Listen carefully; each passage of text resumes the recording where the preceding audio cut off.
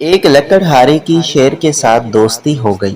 لکڑہارا جب بھی جنگل لکڑیاں کاٹنے جاتا، شیر اس کے پاس آ جاتا اور دونوں خوب باتیں کرتے۔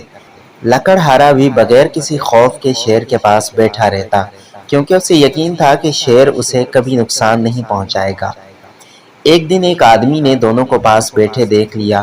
وہ بہت حیران ہوا۔ شیر کے جانے کے بعد اس نے لکڑہارے سے کہا کہ مجھے تمہاری عقل پر حیرت ہو رہی ہے۔ تم شیر کے پاس بیٹھے رہتے ہو، اگر اس نے تمہیں کوئی نقصان پہنچا دیا تو؟ لکڑہارے نے جواب دیا، شیر میرا دوست ہے اور مجھے اس پر اعتماد ہے کہ وہ کبھی مجھے نقصان نہیں پہنچائے گا۔ اس آدمی نے کہا کہ مان لیا تمہارا دوست ہے، لیکن یہ بھی تو دیکھو کہ وہ ایک درندہ ہے اور تم کسی درندے پر کیسے اعتبار کر سکتے ہو؟ اس کو جب کہیں اور سے خوراک نہ ملی تو وہ تم پر بھی حملہ کر کے تمہیں اپنی خوراک بنا سکتا ہے۔ لکڑہارے نے کہا کہ بات تو تمہاری ٹھیک ہے، وہ ایک خون خوار درندہ تو ہے، چلو میں آئندہ اس سے احتیاط کروں گا۔ اتفاق سے لکڑہارے کی بات شیر نے بھی سن لی۔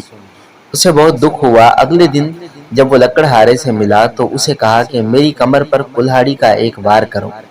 لکڑہارے نے حیرانی سے پوچھا کہ پاگل تو نہیں ہو گئے ہو، تم پر کیوں وار کروں گا؟ لیکن شیر ضد کرتا رہا کہ نہیں، مجھ پر ایک وار کرو۔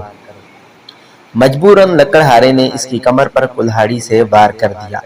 شیر کو کافی گہرا زخم آیا، لیکن وہ خاموشی سے وہاں سے چلا گیا۔ اس واقعے کے بعد بھی شیر اسی طرح لکڑہارے سے ملتا رہا اور اس کا زخم بھی آہستہ آہستہ بھرتا رہا۔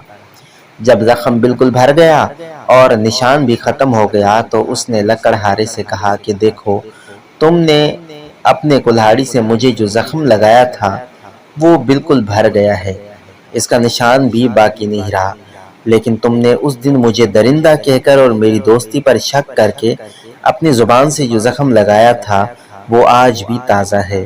لکڑہارا شیر کی بات سن کر بہت شرمندہ ہوا اور وعدہ کیا کہ آئندہ وہ کبھی ایسی کوئی بات نہیں کرے گا جس سے کسی کی دل آزاری ہو۔